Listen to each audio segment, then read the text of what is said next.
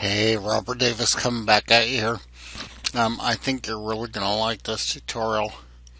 What we're going to do is use the registry to save and restore information about our application so that the user doesn't have to continually select it every time. So let's just get right into it. Here we have a form combo box, save and quit, and what the combo box holds is all the style names that I've included in here, which are all of them. The save and quit writes the registry values and then quits the application. Let me show you how it works real quick.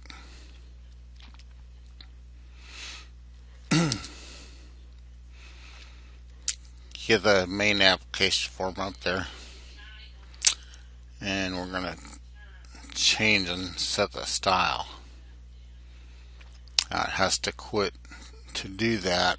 I don't have any special code, but here you have it.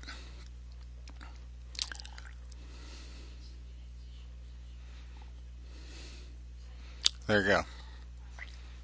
Now, it's the code that's the important thing. And you have to have the registry unit, and you have to have the VCL styles unit, and the VCL themes unit in here. And then you see there's the button 1 combo box 1. And so when the form is created, it creates a variable called reg, which is t-registry ini file, and a style name, which is a string. And then it clears the combo box, and for style name and t-style manager style names, do combo box 1 items add style name. Combo box 1 index item index equals 0. And then on the this is the money maker here, creates that registry ini file, and it puts it in key software application tile. Then it reads the string from caption, and it reads the string from for style from combo box 1 text, and then it sets that style. Now, on the form close, does the same thing with the reg variable. Then it tries to write the string caption for form 5 and write the string style for combo box 1 text. And then finally it frees it.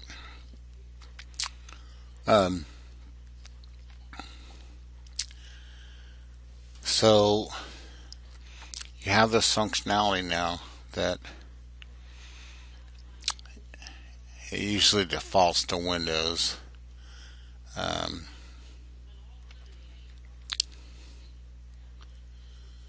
There you go. So toss the old ini files. For your Windows programs, use the registry to store and retrieve your values. It'll pay off in a big way.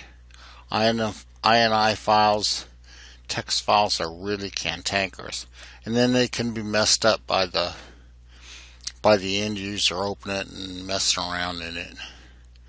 So just drop that and and code it behind for the registry. And you'll be using this to, for the user the first time they use it, they can set the style and save it to the registry. And every time they start the application after that, it'll read that value from the registry and set that style. Well, that's it. So I had to show you it. It's really exciting. It took a while to figure out that INI files were not the way to go. So anyway, y'all have a great day, and I'll see you next tutorial.